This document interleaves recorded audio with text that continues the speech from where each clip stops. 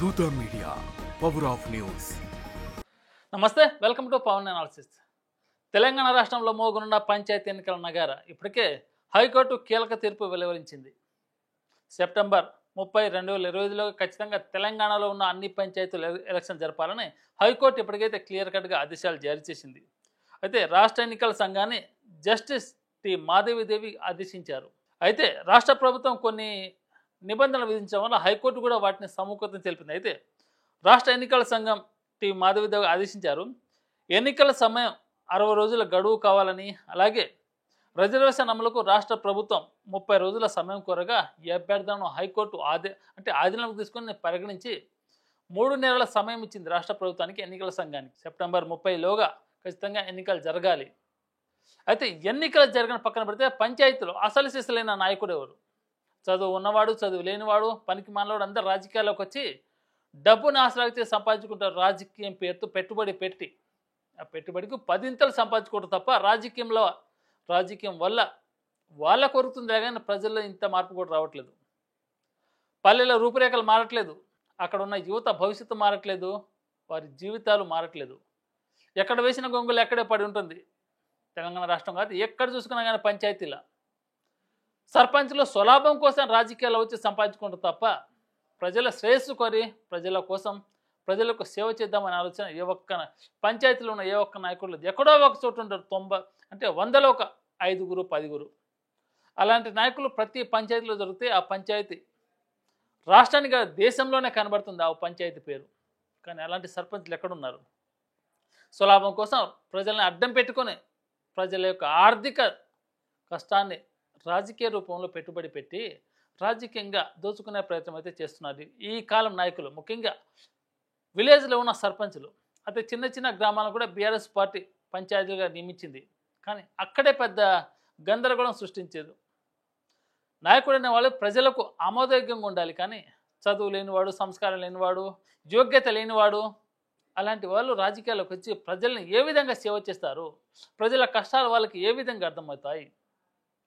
ఒక చదువుకున్న యువకుడికి ఈ కష్టం ఉందని చెప్తే ఆయన ఏ అధికారి దగ్గరికి వెళ్తాడు? అందుకే ఈసారి పంచాయతీలో యువత ఖచ్చితంగా ఎలక్షన్కు పోటీ చేయాలి. పంచాయతీ రూపురేఖలు మారాలంటే యువత వల్లనే సాధ్యం. వాళ్ళ స్వలాభం కోసం డబ్బు ఉంది కదా అని, నాయకులు అండదండ ఉన్నాయి కదా అని, పెట్టుబడి పెడుతున్నాం కదా అని వాళ్ళ రాజకీయాల్లోకి వస్తే మన 5 సంవత్సరాల జీవితం వాళ్ళ చేతిలో పెట్టినట్టు అవుతుంది. అందుకే యువతలారు మీరు ఒకసారి ఆలోచించండి. రాబోయే తెలంగాణ పంచాయతీ ఎలక్షన్లు యువత ముందుకు రండి, కదిలి ఏకతాటిపైకి రండి. మీ నాయకుడిని మీరే నిర్ణయించుకోండి.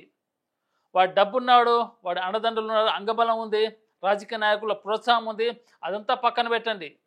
అలాంటి వాడు వస్తే మీ పంచాయతీకి నష్టం. 5 సంవత్సరాలు మీ జీవితాన్ని మీరు పణంగా పెట్టినట్టు అవుతారు. వాడి స్వలాభం కోసం లక్షల కోట్లు దండుకుంటారు కానీ మీ పైన వచ్చే ప్రతి పైసా వాడు రాబందులో తన్నికెళ్తాడులే కానీ మీకోసం ఏ ఒక్కరోజు ఆలోచించాడు. మీకోసం ఆలోచించే నాయకుడు యువత నుంచే రావాలి, మీ మధ్య నుంచే రావాలి. ఇప్పుడు కనుక మీరు మీ ప్రాంతాన్ని బాగుపరచుకోలేకపోతే మనకు ఊహ తెలిసినప్పుడు మనం చూస్తూనే ఉన్నాం, వింటూనే ఉన్నాం, మన కళ్ళ ముందు జరుగుతున్నాయి చూస్తూనే ఉన్నాం. ఏమైనా రూపురేఖలు మారలేయా? పల్లి ఏ ఒక్క పంచాయతీ రూపురేఖలు మారినాయా? దానికి ప్రధాన కారణం సర్పంచ్ అనేవాడికి చదువు అనేది లేదు. చదువు సంస్కారం లేకుంటే ఏం వెలగబెడతాడు?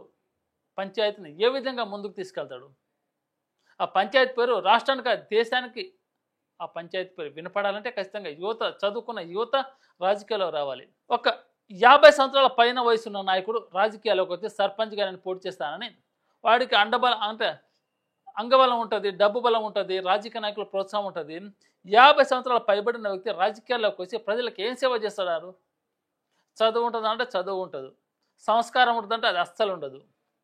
కేవలం తన స్వలాభం కోసం మాత్రమే రాజకీయాల్లోకి వచ్చి ఎలక్షన్లో తాను ఏదైతే పెట్టుబడి పెట్టిందో ఆ ఎలక్షన్ డబ్బులకు 4 రెట్లు 5 రెట్లు సంపాదించుకుంటాడు తప్ప ఏ ఒక్క పల్లె రూపురేఖలు మార్చిన నాయకుడు ఎక్కడైనా మీకు కనబడ్డా? ఎన్ని సంవత్సరాల కాలం సర్పంచ్గా? ఎప్పుడు దేశవ్యాప్తంగా ఉత్తమ గ్రామ పంచాయతీలకు అవార్డులు ఇస్తున్నారు. కానీ నా పంచాయతీని డెవలప్ చేసుకోవాలి, నా పంచాయతీని అందంగా సుందరీకరణంగా తీర్చిదిద్దుకోవాలని ఏ ఒక్క నాయకుడికి ఉందా? ఆ చిత్తశుద్ధి ఏ నాయకుడికి ఉంటుందా? ఉండదు. ఎందుకంటే స్వలాభం కోసం డబ్బు సంపాదన విధంగా రాజకీయాల్లోకి వస్తారు. వాళ్ళు డబ్బు సంపాదించుకుంటారు, వెళ్ళిపోతారు. కానీ చదువుకున్న యువత ముఖ్యంగా మీరు దృష్టి పెట్టుకోండి. ఎప్పుడైతే మీరు రాజకీయాల్లోకి వస్తారో అప్పుడు వీళ్ళంతా సీనియర్ సిటిజన్ రాజకీయానికి ఖచ్చితంగా స్వస్తి పలికే దమ్ము ధైర్యం ఒక యువతకు మాత్రమే ఉంది. సెప్టెంబర్ 30న పంచాయతీ ఎలక్షన్ నగరం మోగబోతుంది. ఆలోపు ఎన్నికలు పూర్తి కావాలని హైకోర్టు కీలక ఆదేశాలు జారీ చేసింది. మరి ఇప్పటికే తెలంగాణ ఉన్న యువత సిద్ధం కాండి. మీరు ముఖ్యంగా గ్రామీణ స్థాయిలో ఉన్న యువత మీరు సిద్ధం కాండి. ఎందుకంటే ఆ ఊరి సమస్యలు మీకు క్షుణ్ణంగా తెలుసు. ఎక్కడ సమస్యలు ఉన్నాయి, ఎక్కడ కష్టాలు ఉన్నాయి, ఎక్కడ మంచి చేయాలి, ఎక్కడ చెడు చేయాలి, ఎక్కడ ఏం జరిగినా కానీ కళ్ళకు కనబడినట్టు చూసేది ఓన్లీ యువత మాత్రమే. అలాంటి వారు రాజకీయాల్లోకి వచ్చి ఆ రూపురేఖలు మార్చాలే కానీ 50 సంవత్సరాలు పైబడిన వృద్ధుడు, రాజకీయానికి పనికిరాని అచైతన్యవంతుడు, కష్టాన్ని దోచుకునే రాబందులు, ప్రజలతో సంబంధం లేని ఒక యోగ్యుడు వచ్చి రాజకీయం చేస్తానంటే ఆ ఊరి కష్టం తెలిసిన యువత ఎందుకు ముందుకు రావట్లేదు? ఆ ఊరి కష్టాన్ని తీర్చేది మీరే కదా. పల్లెలే దేశానికి పట్టుకొమ్మలంటారు. మరి ఆ పల్లెల్లో రూపురేఖలు లేనప్పుడు దేశానికి పట్టుకొమ్మలు కాదు కదా, కనీసం పట్టుకునే స్తోమత కూడా ఉండదు. అలాంటి పల్లెలు సుందరికరంగా ఉండాలంటే యువత రాజకీయాల్లోకి రావాలి. మీరు ఎప్పుడైతే యువత ముందుండి అంటే ఒక్క అడుగు మీరు ముందుకు వస్తే మీ వెనకాల నడవడానికి చాలా మంది యువకులు పోటీ పడుతుంటారు. అలాంటి యువత ఈసారి తెలంగాణలో పంచాయతీ ఎన్నికల్లో యువత నగరం మోగించాలి. ప్రపంచంలోనే అత్యధిక యువత కలిగిన మన దేశంలో ఈ ఒక్క యువకుడు కూడా రాజకీయాల్లో రావడానికి సాహసించట్లేదు. ఏదో చిన్న చిన్న ఉద్యోగాలు చేసుకుందాం, చిన్న చిన్న వ్యాపారాలు చేసుకుందాం అనే ఆలోచన తప్ప రాజకీయాల్లోకి వచ్చి మనం ఎందుకు పోటీ చేయకూడదు, మన గ్రామాన్ని మనం ఎందుకు అభివృద్ధి చేసుకోకూడదు, ఈ కాలం చెల్లిన రాజకీయ నాయకులు మన స్వస్తి పలకాలి, ఇక వీళ్ళ సేవలు చాలు, ఇన్ని రోజులు మనం దోచుకున్నది చాలు, ఇన్ని రోజులు మన కష్టాన్ని వీళ్ళు ఆర్థికంగా దోచుకొని రాబందుల గద్దల తనుకుపోయిన నాయకులకు ఇక చర్మగీతం పాడాలి. ఇక మన వంతు ఇట్స్ టైమ్ టు అజ్, మన వంతు రావాలి. ఇప్పుడుగా మనం ఎదిరించకపోతే మన భవిష్యత్తు చిత్తవుతుంది. రాబోయే తరాలకు అసలు పల్లెలని ఎప్పుడో ఉండేటివని ఒకసారి చెప్పుకుంటాం కదా, అలాంటి రోజులు రావాల్సిన పరిస్థితిని యువత తెచ్చుకుంటున్నారు. అందుకే ఈసారి పల్లెల ఎలక్షన్స్ అంటే పంచాయతీ ఎలక్షన్స్ ఖచ్చితంగా సెప్టెంబర్ 30 లోపు కంప్లీట్ చేయాలని హైకోర్టు స్పష్టమైన ఆదేశాలు జారీ చేసింది. ఖచ్చితంగా ఆ విధంగా తెలంగాణ రాష్ట్ర ఎన్నికల కమిషన్ అలాగే తెలంగాణ ప్రభుత్వం కూడా ముందుకెళ్తుంది.